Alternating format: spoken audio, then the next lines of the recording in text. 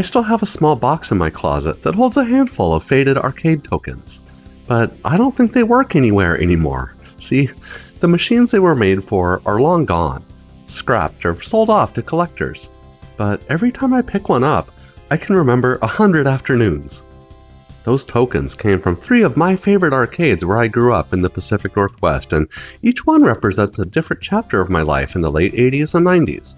In this video, we're going to track those chapters, from the neon glow of a mall arcade to the sprawling chaos of a family fun center, all the way to a downtown Seattle mega arcade that refused to let go of the classics. These places became my favorite hangouts, but sadly, they're all gone now. So stick around because we're going to bring those tokens back to life, and I'll show you 12 of my favorite old school games that I used to play at these awesome arcades.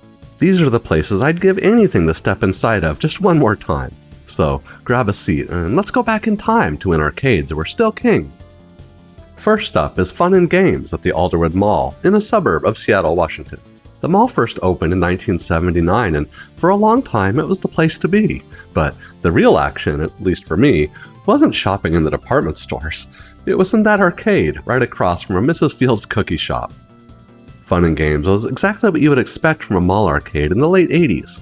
Dark, loud, and packed with teenagers who somehow convinced their parents to hand over $5 for tokens. And here's what's wild. That place had about 60 games in it. 60! That is not a handful of machines tucked into a corner. That is a proper arcade. Let me paint you a picture. Once I was walking over to this arcade, and before I could even see it, I heard these huge explosions and loud groans. Turns out, they had just got a new cabinet of Smash TV that had the volume turned up to 11. I gotta say, that really pulled me in. And as you'd enter, over to the left, there was always a crowd gathered around Street Fighter 2, and in the back, there was a change machine that took your dollars and gave you back those precious tokens. Now, let me tell you about the games that I loved playing there. The first was right next to that change machine.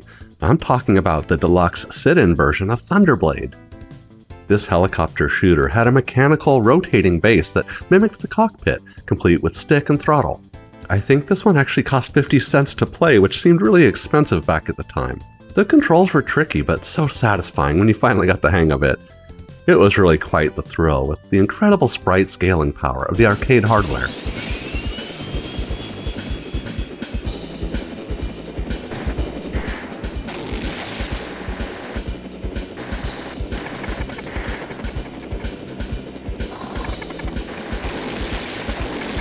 I also have to mention Golden Axe: Revenge of Death Adder.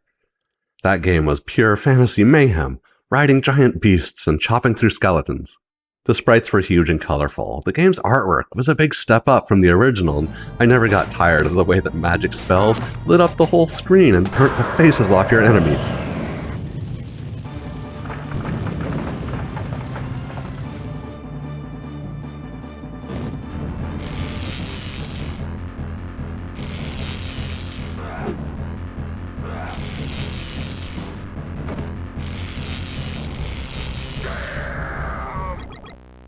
Then there was Mercs, a run-and-gun sequel to Commando, where you and a couple of friends could mow down entire armies together.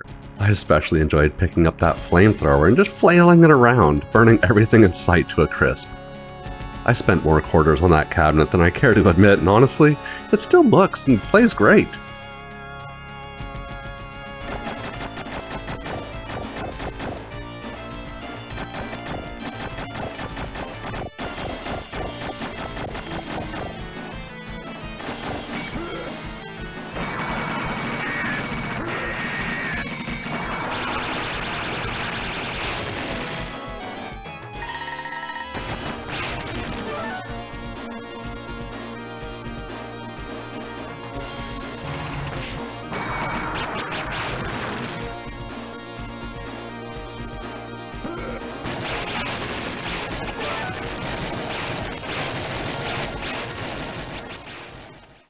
So, back to that new Smash TV cabinet out front.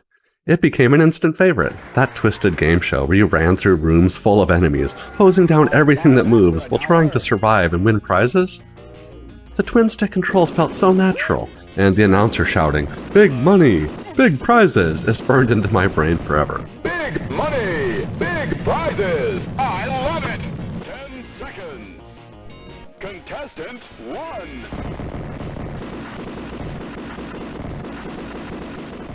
Here's what most people don't realize about mall arcades like Fun and Games. They were all about the community.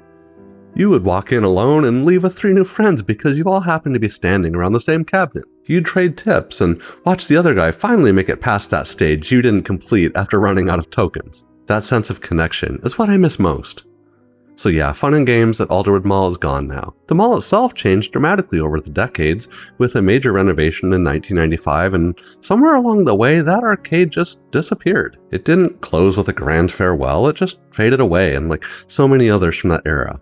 I think the space is a clothing store or a mobile phone shop now, but for those of us who were there, it will always be the spot where we learned that a quarter was your ticket to adventure in an otherwise boring town.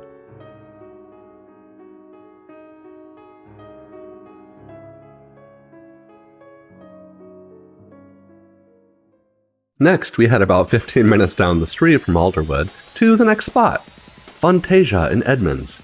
And if Fun and Games was the mall arcade experience, Funtasia was something else entirely. This arcade opened its doors in 1991, and from the very beginning, it was designed to be a full-on family entertainment center. We're talking about way more than video games. This place had go-karts, batting cages, and even an indoor mini-golf course. I mean, this was the kind of place you could show up in the morning and not leave until your parents physically dragged you out at closing time. And the arcade itself was pretty impressive.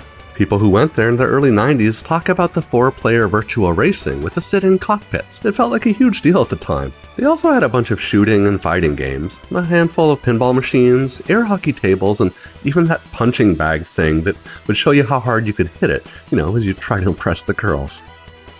The arcade section wasn't actually the biggest in the world, but it had variety. Now, let me walk you through the games that I always gravitated towards. Mortal Kombat was the main event, and this was the first place I ever saw it.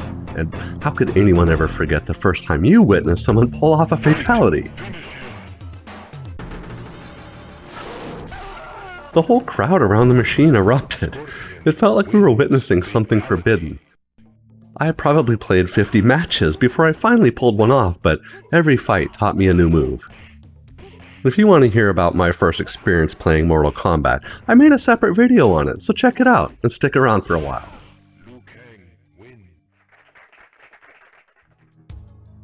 And that Virtua racing setup was the first 3D polygon racer I had ever seen. In the cockpit with the force feedback steering wheel and that gear shifter made you feel like a pro driver. The sense of speed was so mind-blowing for the time, and the illusion of movement felt so real.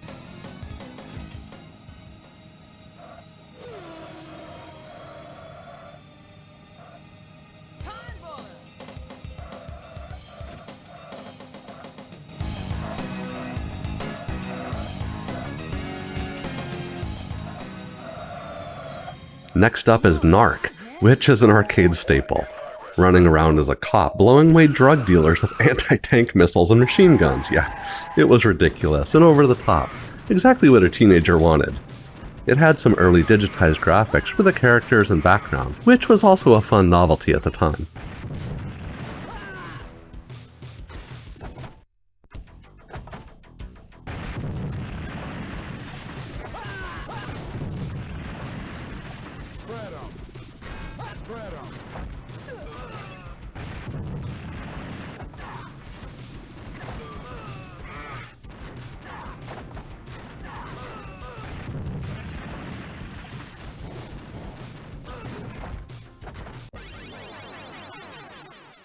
And then there was Teenage Mutant Ninja Turtles, the 4-player beat-em-up.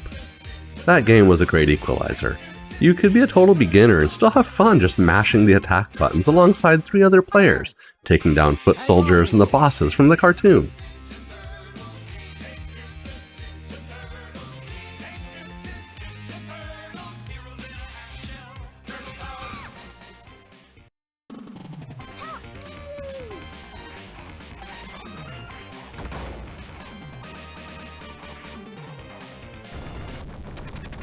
So those 4 games alone kept me coming back week after week, and is pretty much where I spent the paychecks for my part-time job while I was in school. But what you might not realize is that Funtasia represented a shift in how arcades operated. The old school arcades, the ones that were just rows of cabinets in a dark room, were starting to fade out. In their places, venues like Funtasia were offering something bigger, something that could compete with the home consoles that were starting to take over. They were betting that people still wanted to leave their houses and experience games in a social setting, and for a while, yeah, they were right. But time moves on and nothing lasts forever. In 2010, Family Fun Center purchased Funtasia and rebranded it. The name changed, the feeling changed, and eventually the Funtasia that I remember was gone. And as I understand things, the venue later closed entirely and the building went abandoned for some time and was left in disrepair for too long before finally being redeveloped. I think it's an apartment complex nowadays, which is a shame. You see, that's the tragedy of these places. You can replace the buildings, but you can never replace those memories.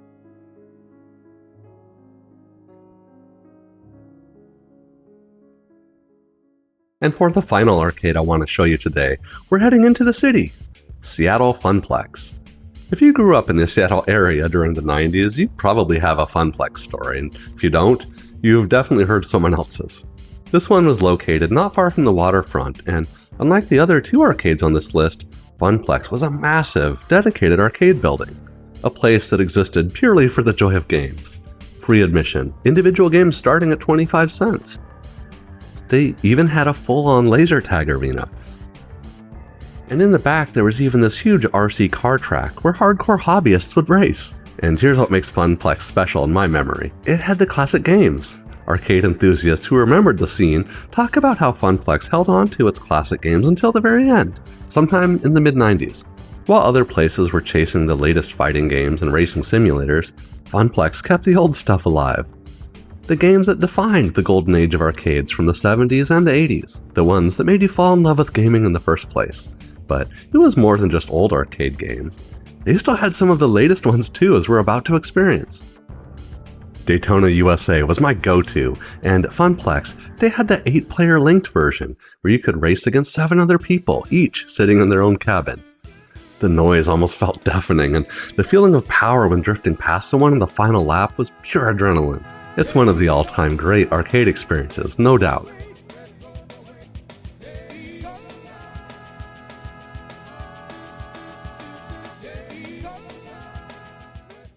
They also had Sega's G-Lock, which was like a visual upgrade to the popular Afterburner 2, and it had a motion seat that shifted you around with every explosion.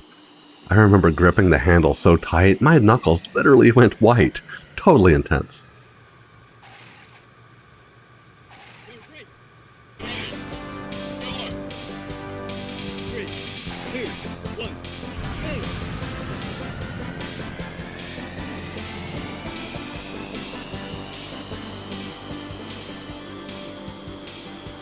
Down 8 enemies.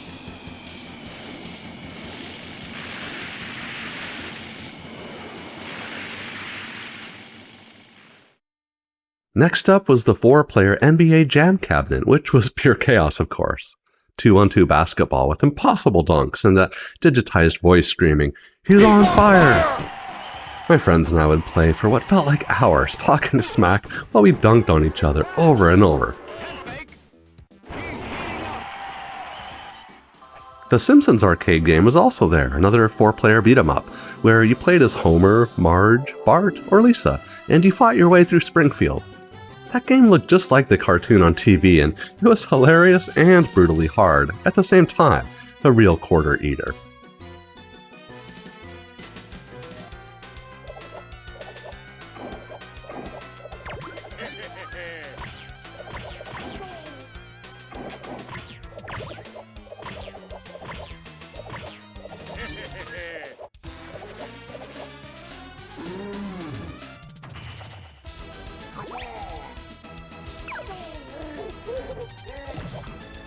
But even Funplex could not last forever.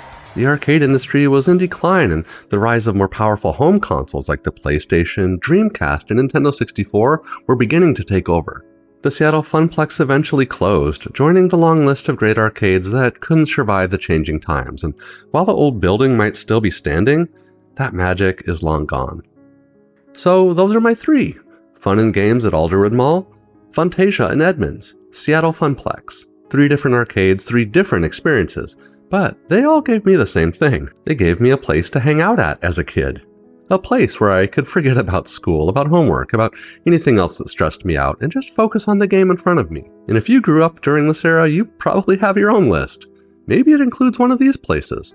Maybe it includes somewhere else entirely, but I'm willing to bet that feeling's the same. That sense of excitement, that sense of escape, and a longing for a simpler time. 'Cause see, even though these places are gone, the experiences aren't. They live on. Every time you pick up a controller, every time we share a story about gaming back in the good old days, we're keeping those arcades alive. And that's something worth holding on to. So, I'd love to hear about your favorite arcades. The ones that really meant something to you. The places you still think about when you close your eyes and remember what it felt like to be young and have a pocket full of quarters. Go ahead and drop it in the comments so we can keep those memories alive together. Alright my friends, this is the Retro Gaming Boss signing out. Thanks for watching, and I'll see you on the next one.